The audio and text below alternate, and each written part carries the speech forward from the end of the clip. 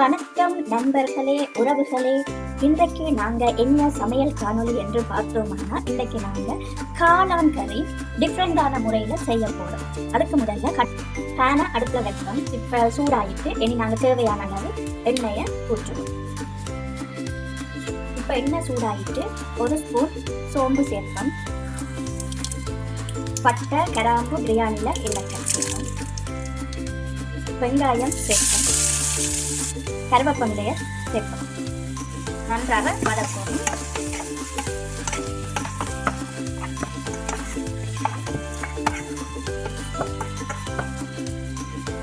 பச்சை மிளகாயை சேர்ப்போம். இஞ்சி பூண்டு விழுது சேர்ப்போம். நல்லா வதக்கணும். அடுத்ததாக தக்காளி பழத்தை சேர்ப்போம்.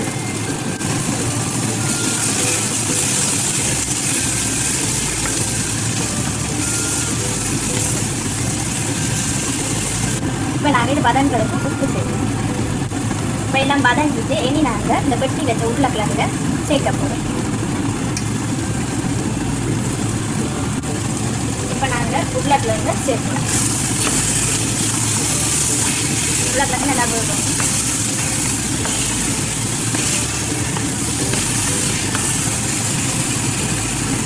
இப்போ உருளைக்கிழங்கு போட்டு நாங்கள் தான் இனி இந்த காளானையும் சேர்ப்போம். வெட்டி வச்ச காளானையும் நாங்கள் சேர்ப்போம்.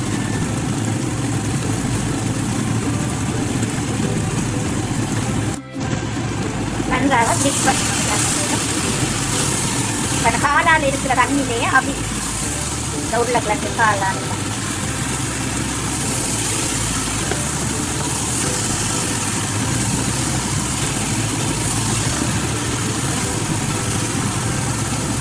நல்லா வதக்கணும். இந்த காளானே தண்ணி விட்டு அதில் அவிஞ்சு தரும். பார்த்தீங்களா, நான் தண்ணியே சேர்க்கல. இந்த காளானில் இருக்கிற தண்ணியிலேயே அதை அவிஞ்சு வந்து நல்லா அவிஞ்சு. இப்போ நாங்கள் இந்த கறிக்கு தேவையான மஞ்சள் தூள் சேர்க்கணும். இனி இந்த காளான் கறிக்கு தேவையான தூளையும் சேர்க்கணும். நல்லா மிக்ஸ் பண்ணுவோம்.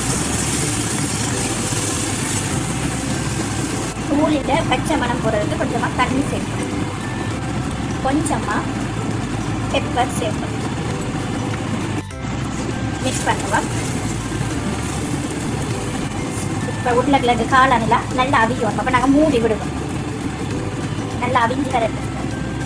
நல்லா அவிஞ்சு வச்சுருக்க ஒரு 10 ரெண்டு பார்ப்போம் எப்படி வந்து.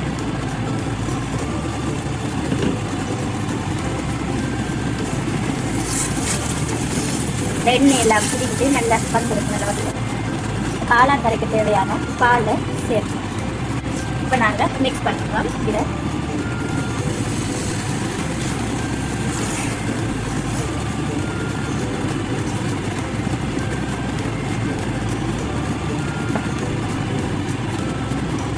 இனி நாங்கள் இறுதியாக பழப்புளி கொஞ்சம் சேர்ப்போம்.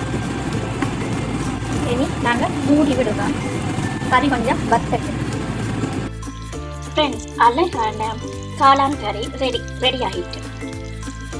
பார்த்தீங்களா என்ன வடிவம் வந்திருக்குன்னு.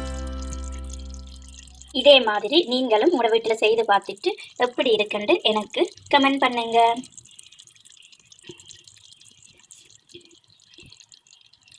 தொடர்ந்து சமையல் காணொளிகள் வர வேண்டுமானால் என்னுடைய தமிழ் ஓரா வேர்ல்ட் யூடியூப் சேனலை சப்ஸ்கிரைப் பண்ணுங்கள். அதில் போடுற சமையல் காணொளிகளை லைக் பண்ணுங்கள், கமெண்ட் பண்ணுங்கள், ஷேர் பண்ணுங்கள். இன்னும் ஒரு சமையல் காணொளியில் உங்களை நான் நாளை சந்திக்கிறேன். பாய்.